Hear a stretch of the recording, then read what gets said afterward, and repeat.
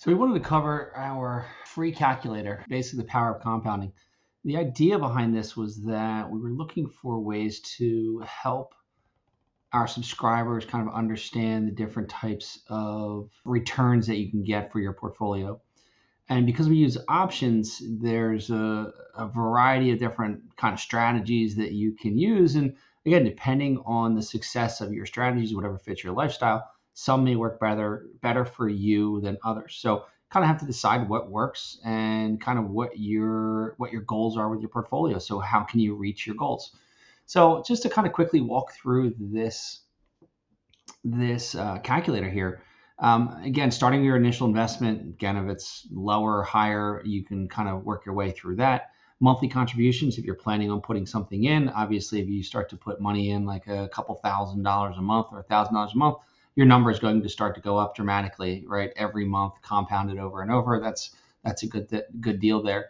Obviously, then what are you going to get in terms of your market return? On average, you're somewhere around 7.5%, 8%. Depending on what type of product you use. If you've been using ETFs or stocks and you're picking, maybe you're doing a little bit better than most and you're doing 12%. Obviously, then you can start to say, okay, I can see how that return plays out with my overall portfolio.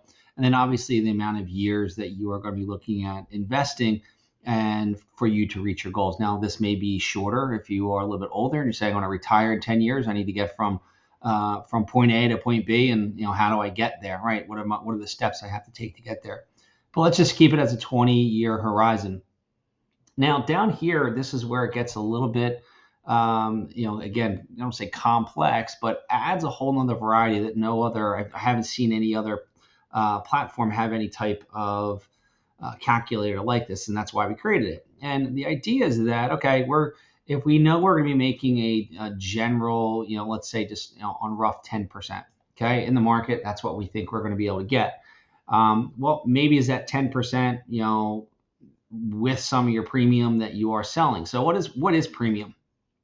Well, premium collection is if you are selling some of your upside in your portfolio away, right? And the idea is that I can collect premium against my portfolio. Now, typically you're not going to have 100% of your portfolio with premium against it.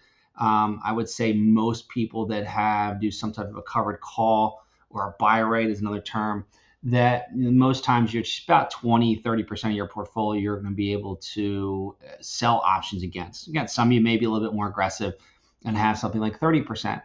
And what you can see is, okay, if I bring in an extra 0.5%, maybe I'm going to bring in a full 1% of extra premium because of the diversification I have. Because the diversification I have in here. So I go back down to a 1%. And you can see the big differential here for me going from a very base 8% to compounding this on a monthly basis and bringing an additional 1%. So this has really ramped up my return over a 20-year base period, right? So if I scroll down here, you can see that I got a $101,000 potential, and a good chunk of that is coming from your additional premium gain on the premium collection over here. Now, so again, you could use, if you do have a portfolio, you can start to add more premium collection or change your portfolio around. Then maybe that starts to make sense. If you're doing really well with your premium collection, you can see it start to really ramp up your numbers. Now, again, like I said, I think a normal person somewhere 20-30% and may not be getting as much. Now you have to put in whatever number you are able to collect on a regular basis.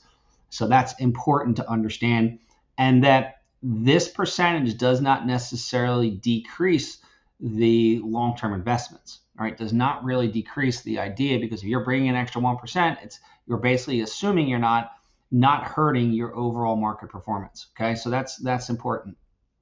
Now, the two other sections that we have are the margin-based premium collection. So if I really am getting successful with my premium collection, I may want to add something like credit spreads. Now you can do the call spreads, put spreads, or even iron condors, right? So an iron condor, right? Again, you're going to typically bring in on a weekly basis. I would say we typically bring in anywhere from 8 to 12%. So again, this only goes up to 5%. So let's just say I only bring in, let's say I bring in 3%. I'm doing regular, but I'm only using maybe 5% of my portfolio, right? And now this takes away from your total, right, and your long-term capital because you're using up margin, right? But if you're compounding this at a 3% per month, this is only 8% per year, right, on an annualized basis. So you're doing 3% a month, you're doing much better than your 8%. So down here, you can see that red line with your cumulative margin, you're now starting to ramp up your numbers. Now, if I am doing very well, maybe I want to make this a larger portion of my portfolio, and you can see what it can start to do with your portfolio. Okay, so this is saying I'm using 15% of my portfolio, decreases my long-term capital, but I'm bringing in roughly 3% a month, in addition to my 8% on 85 and my 0.5% on 22, which is just my my normal premium collection. Now, you really want to get a little crazy, we can get into the debit margin trades. Now, these are ones where it's going to reduce your long-term capital. And they could still be long-term trades, but you're going to be using an option with leverage to be able to improve your portfolio. So if I were to, again, let's say I'm going to do a very small percent, maybe 10% of my portfolio, and because I can do this on a monthly basis where I'm making investments and I'm getting a return, I could say maybe I'm going to get a 15% or a 20%. I don't think it's that hard to get a 20% return on 10% of your portfolio. I think that's relatively easy based off a lot of the strategies we do. So, but between these two, the 15 and the 10, that takes me down to a 75% of my long-term, collecting 8%, but I'm making much higher returns on this. Now, if I'm getting 21% in a month on 10%, maybe that's a little high. Maybe that's too much. Maybe you're only at 10% a month, right? So again, look at your number though. Your number has gone skyrocketed because you're bringing in 10% a month on top of a 8% on 75%, a 0.5% on your premium collection, 3% monthly on a 15%. So the numbers, again, depending on what your style of strategy is, you say, you know what, if I can get 10% on 10% of my month on my debit margin, I don't really need to do all the work on my premium collection. I may not even want to deal with the my premium collection over here as well. So it may be just focusing on this and putting more money into here and trying to work my way up to maybe a 15%. You can see the numbers really just started to rock and roll. Okay, so these are all the types of things that I think you have to be working with in terms of, again, I can take this back down. I take it to 0, so it doesn't include that there. So I have 15% here and 85% in my long term.